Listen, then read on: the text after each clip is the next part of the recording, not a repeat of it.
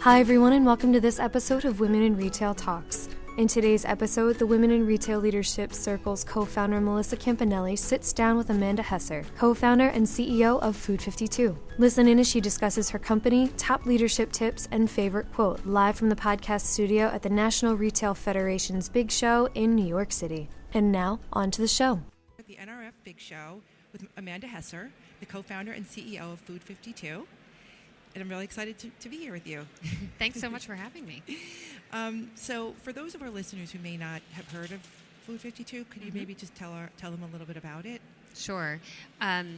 We are a kitchen and home brand, and our mission is to help people eat thoughtfully and live joyfully. And so that means supporting them in every aspect of that, whether that's, giving them inspiring content, helping them connect with other like-minded people,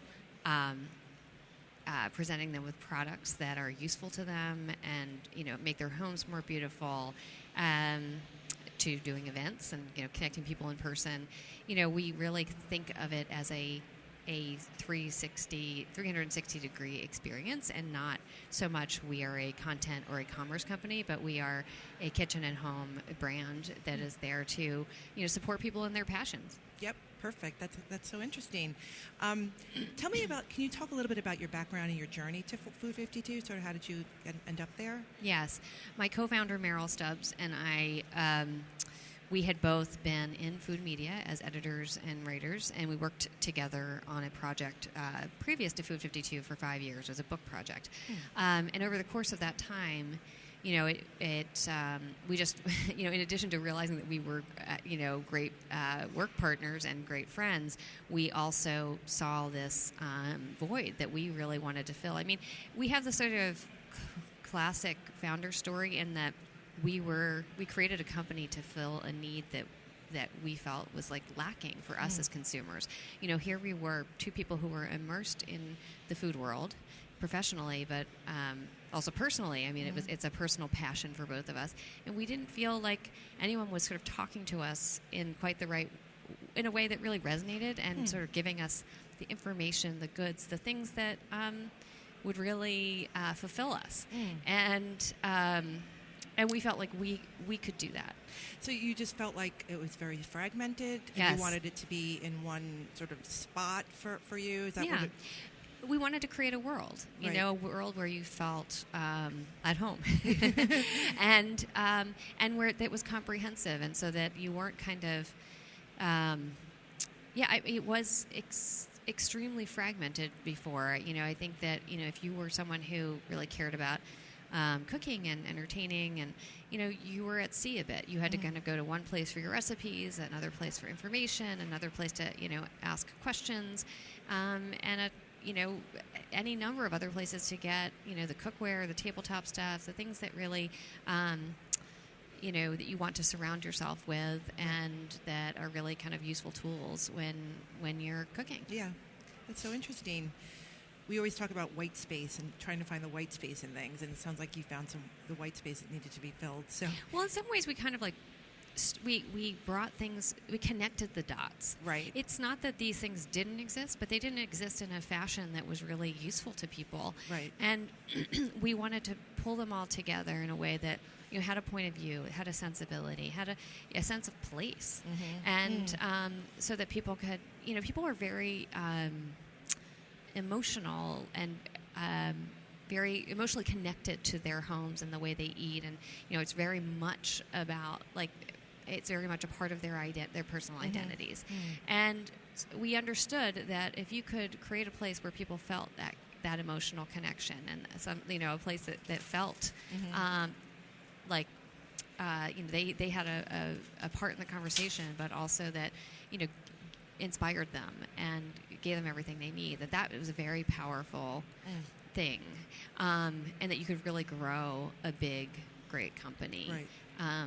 If you try to tackle that.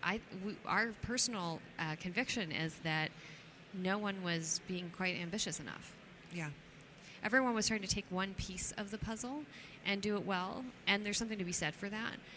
But it left, in our view, it left consumers in a tough spot where they had to kind of string things together to pull it all together for themselves. And that's that's asking a lot of Right. people. Yeah, it's so true. It's supposed to be customer focused, and that's not customer focused. So I'm also the co-founder of the Women in Retail Leadership Circle, and so I love chatting with women who are senior leaders in the retail industry.